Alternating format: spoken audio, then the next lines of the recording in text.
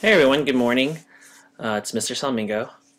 As you know, I'm not there today, and I'm not going to be the rest of the week, but I wish I was there. But today, we're going to be learning about sequences. So a lot of the stuff that we're learning is BC. It's a lot of stuff that, from this point forward, is stuff that you probably have never seen before. So hopefully, you understand it, even though I'm not there, and you understand it, and you get it, and you like it. So you never know. So this one's called sequences. You should have got this packet from your substitute teacher.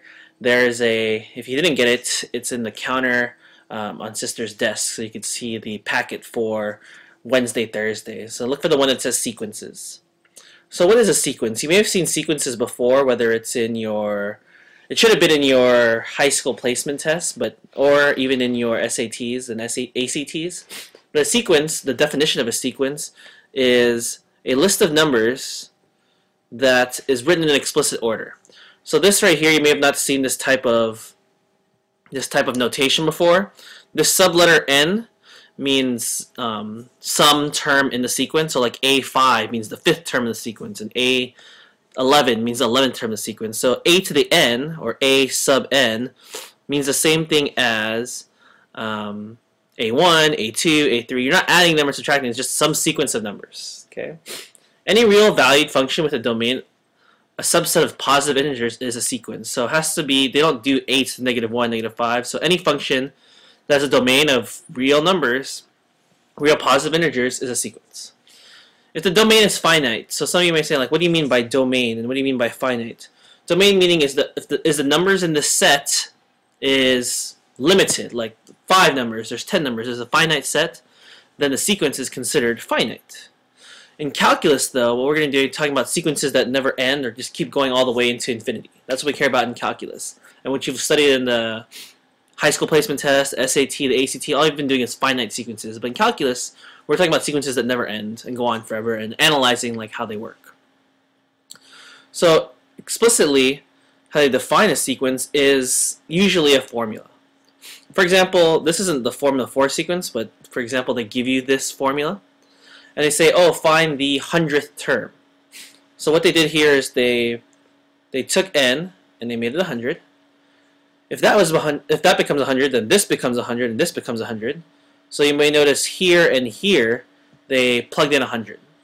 They calculated it. They get 1 over 1,001, 10,001. So that's how they figured out what the 100th term in the sequence is.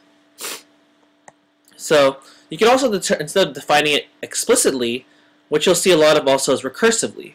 Recursively means that you find the sequence of terms based on the previous term.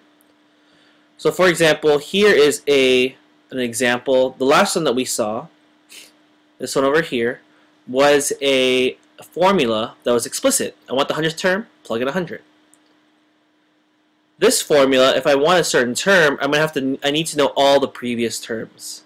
So here's the formula: b sub n is equal to bn minus 1, so the previous term, plus 2. And they have to give you what the original or what the beginning term is. And this one they say the first term in the sequence is 4. So for example, if they say like, hey, I want to know what is b4, or what is the 4th term in the sequence. Well, if I want to know b4, okay, b4 is equal to b3 plus 2. And you're saying, like, what's B3? Well, B3 is B2 plus 2. And B2 is B1 plus 2. And remember, B1 is 4. Okay? Because that's what they gave us B1 is 4. Well, now I'm going to go back around. If B1 is 4, that means B2 has to be 6. Because B1 is 4. And B1, if B1 is 4, 2 is equal 6. Which means B3, if I found B2 to be 6, 6 goes here, 6 plus 2 equals 8. And then going back, 8 plus 2 is 10. So the 4th term, again, you have to go all the way back. You have to find all the previous terms to figure it out. B4, the answer is 10 because I have to find 3, 2, and 1, etc. It's a pain to solve, but that's how you do recursive sequences. There's 2 types of sequences that you can have that you should have learned again in your previous testing history. One's called arithmetic. Arithmetic, if you remember, the difference is some number that is added or subtracted. So look, for example, you see the sequence right here? -5, -2, 1, 4, 7. All of these are separated by 3.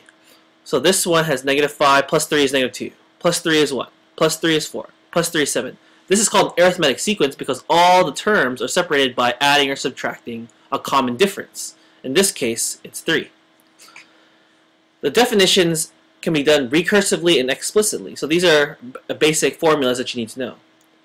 Recursively, which we just talked about, this is the formula. an equals an minus 1 plus d. D meaning the difference, whatever. Or you could define it explicitly, which is an equals a1, the first term, plus d, parentheses, n minus 1. That's an arithmetic sequence. Geometric sequence is pretty much the same thing, except instead of adding and subtracting a very common number, in this case, this is a common ratio or common multiple. So in this sequence, I have 1, -2, 4, -8, 16. All of these are multiples of -2. So 1 times -2 is -2. -2 times -2 is 4, etc., etc., etc. Same thing with this one, 10 to the -2, 10 to the -1, 1, 10. All these, to get to the next term, I multiply by 10. So here the ratio is -2, here the ratio is 10. And again, the formula can be done either explicitly or recursively, and here are your formulas. This weird x right here, that's supposed to be multiplication. So this is a to the n minus 1 times d. This is a typo, so if you could change this on your notes, this should be r, because again, we're doing a common ratio, and this one's also r. So instead of a to the n minus 1 times d, a to the n minus 1 times r, a to 1 times r to the n minus 1. So a common problem that you may have is, oh, here's a geometric sequence. The second term is 6. The fifth term is -48. Find the explicit rule for the nth term. Give me a formula so if I want to know a certain term, I can figure it out. So let me show you how they solve this. First of all, it's a geometric sequence. I want to know what is the ratio. What do I need to multiply to get to the next term? Okay, so the second one, 6. Fifth term is -48. So what they did here, if you remember the formula for, if I go back here, the recursive, well, how about this? What they did here is they know that a1 times r4, okay, which they got from this formula. This formula here, this explicit formula. A to some number equals a1 times the ratio n minus 1. So if I go back down here, maybe I can try to squeeze both of them in the video. An, here's a formula. So if I want to know what the fifth term is, what they did is that a to 1 times r to the 4. This is 4 because see how it says n minus 1 up here? And the fifth term, n minus 1 means 4. So a times r4 equals -48. The second term is 6, so instead of putting a 2 here, I subtract 1 and get 1, so a1 times r is 6. This ratio, you may notice, the a1s cancel. We don't know what the first term is, but whatever it is, they cancel. So that leaves me with r to the 4 over r. R to the 4 over r, you know, r's cancel, you get r to the 3. And -48 over 6 is -8. Solving for r, or taking the cube root of both sides, you get a ratio of -2.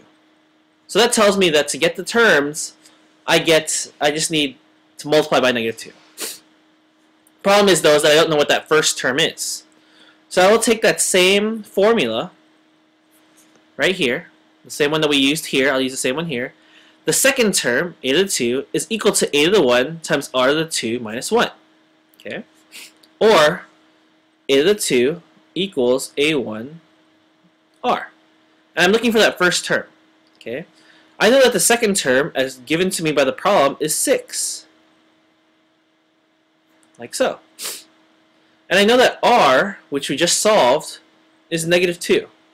So this becomes -2. And solving for a1, you get -3. Okay.